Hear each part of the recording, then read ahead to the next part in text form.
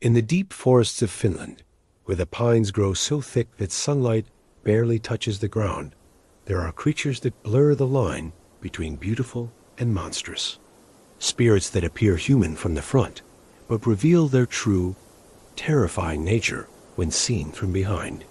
Beings that love with an intensity that suffocates, that keep what they treasure until treasure becomes a prison. This is a story about a man who disappeared into that forest 40 years ago, about the woodcutters who found him still alive, still young, and about the god of light who discovered that some forms of love are indistinguishable from death. This is the Halder's husband. The logging crew found the cabin by accident. They were working a section of Finnish forest that hadn't been touched in decades. Old growth timber, valuable but remote. The kind of wilderness where you could walk for days without seeing another human soul. Mikko, the crew foreman, was the first to notice it. Smoke rising through the trees, thin and gray, barely visible, but unmistakable. Someone was living out here. The crew was curious. This was state land, protected forest. No one should be homesteading this deep in the wilderness. They followed the smoke to a small clearing. In its center stood a cabin, old but well maintained. Smoke rose from a stone chimney, and a small garden grew beside the house, and probably lush for this time of year. And sitting on the porch, whittling a piece of wood, was a man. He looked up as they approached. He was young, perhaps 30, with sandy hair and weathered skin. His blue eyes seemed startled by their presence. Mikko greeted him in Finnish, asking who he was, what he was doing here. The man stared at them for a long moment, then spoke in an accent that sounded wrong. Old-fashioned, like someone from a historical film. His name was Antti. He lived here with his wife, and had for many years. How many years, Mikko asked. Antti seemed confused by the question. He wasn't sure. Time moved strangely in the forest. A few years, perhaps. Mikko looked at the cabin more closely.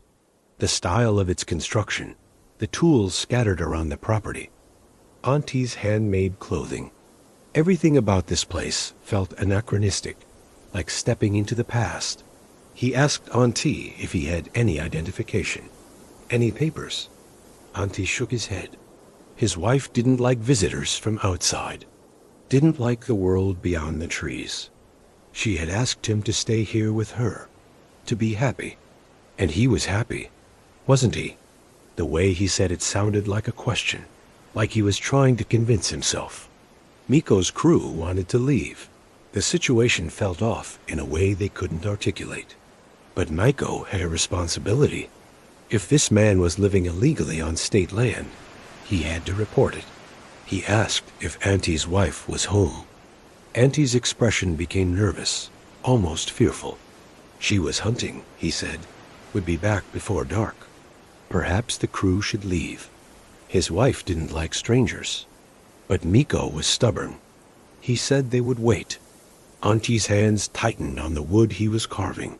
For just a moment, Mikko saw real, deep fear flash across the man's face. Then Antti nodded and went inside the cabin. While they waited, one of the younger workers, Jussi, explored the clearing. He noticed things that didn't make sense. The garden was too perfect, with no weeds. The forest formed an almost perfect circle around the clearing. And there were bones, small ones, scattered at the tree line. Birds, rabbits, all picked clean and arranged in odd patterns. Jussi was about to mention this to Mikko when they heard singing. A woman's voice, clear and hauntingly beautiful, coming from the forest. Singing in Old Finnish, words Jussi barely recognized. The crew turned toward the sound as she emerged from the trees. She was impossibly beautiful. Long dark hair, pale skin, wearing a simple dress made from deerskin. She carried 2 freshly killed rabbits over her shoulder and smiled a warm, welcoming smile. But something was wrong.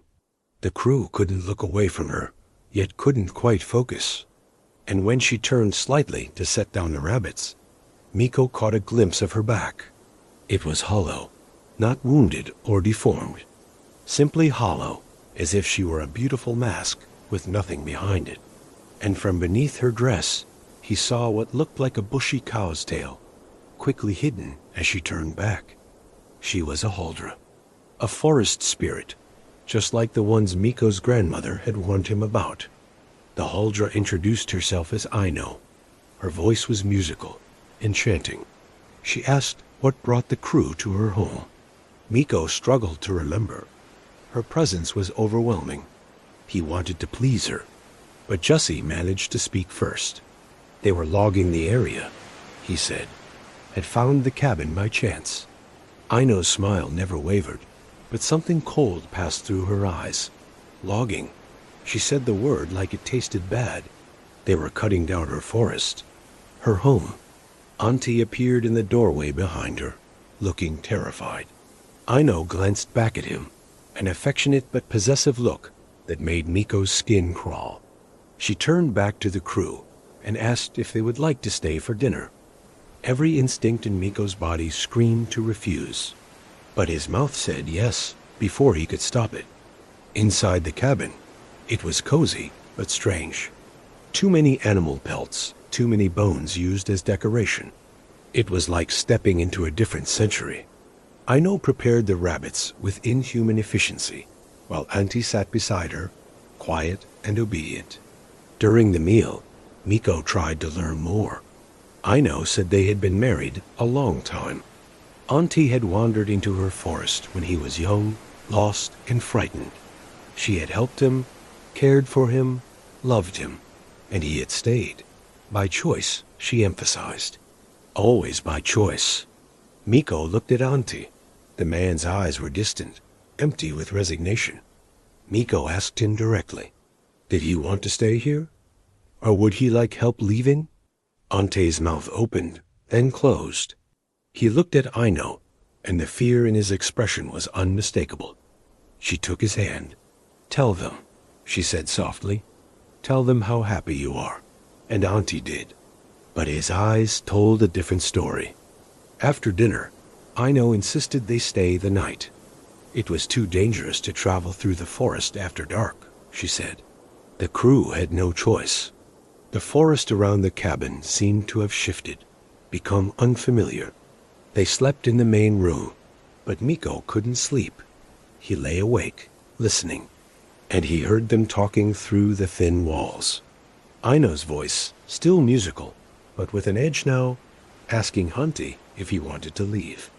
Auntie's voice, weak and pleading, saying no, never. But his responses were mechanical, like memorized words. Then Aino said something that made Miko's blood run cold. She spoke of their children, asked if Auntie wanted to see them. Children, and Auntie began to cry. Morning came slowly. Aino was cheerful. Auntie was silent. After breakfast, Miko said they had to leave. Aino agreed pleasantly. But first, she said, perhaps they would like to meet her children. Something in her tone made refusal impossible. She led them into the woods, Ante following reluctantly, his face ashen. They reached another clearing, and there, playing among the trees, were 3 children. They looked almost human. Almost. Their eyes were too large, their movements too fluid. Their skin had a faint greenish tint. Half human, half forest spirit, trapped between 2 worlds. The children stared at the crew with desperate curiosity, like prisoners seeing potential rescuers. And that's when Baldur arrived. The god of light stepped into the clearing, and the forest itself seemed to brighten. He appeared as a young man, golden-haired and radiant, but his expression was profoundly sad. Aino recognized him immediately, a god in her forest. She stepped in front of her children protectively. Baldur shook his head gently. He had no desire to harm her. But he turned to Auntie and asked him directly, in a voice that compelled truth, "How long have you been here?" Auntie's voice broke as he answered, 40 years. The crew stared. Impossible. The man looked 30, but Baldur explained. The Holder's magic had preserved him, kept him young, and kept him prisoner. He'd wandered into these woods in 1984. Aino had found him, loved him, and never let him go. For 40 years, he had been slowly consumed by a love that gave no room for selfhood. Baldur asked Antti the one question that mattered. Do you want to leave? And for the first time in 40 years, Antti told the truth.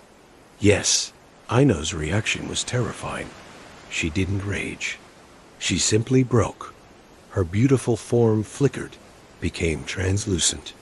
The hollow in her back became visible from all angles. She collapsed, weeping, holding on to Antti with desperate strength. She loved him truly. How could he abandon her? Their children. Antti was crying too. He loved her in return. The magic had ensured that. But he was dying inside. Baldur made a decision. He could not break the Huldra's love spell, but he could offer a choice. She could let Antti go. In exchange, Baldur would ensure she was never alone again, sending other magical beings who could love her without being destroyed by it. Or she could keep Antti, and Baldur would make certain the world knew of this place, sending mortals to her, destroying her isolation. Aino looked at her husband, and perhaps for the first time, saw how little of him remained. She released him. The magic unraveled slowly. Antti aged before their eyes. Not to 80, but to 60. His hair grayed, his skin weathered, but his eyes came back to life. He embraced his strange children, promising he would always love them, but he had to leave. Mikko and his crew escorted Antti back to a world that had changed dramatically in 40 years. His family, though shocked, welcomed him back, a ghost from their past. Antti tried to adjust, but part of him remained in the forest. Always would. In the deep woods of Finland, a Huldra named Aino lives still. True to his word, Baldur sent her companions. She is less lonely now, but on quiet nights, she sings of love and loss. Her children grew to become guardians of the boundary between worlds. And sometimes, very rarely, an old man returns to the edge of the woods. He never enters the clearing. He just stands and listens to Aino's singing. They cannot be together. The binding is broken. But love, even a love that consumes, leaves echoes. And some echoes never fully fade. In the north, they say if you wander too deep into the forest and meet a beautiful woman, you must look at her back. If she is hollow, if she has a tail, she is Huldra. She will love you until you forget who you were. And by the time you remember, 40 years will have passed. And freedom, when it finally comes, will feel like death. Thanks for watching. If you enjoyed this content, be sure to like and subscribe for more stories from the shadows in the north. And comment below where in the world you're listening from tonight.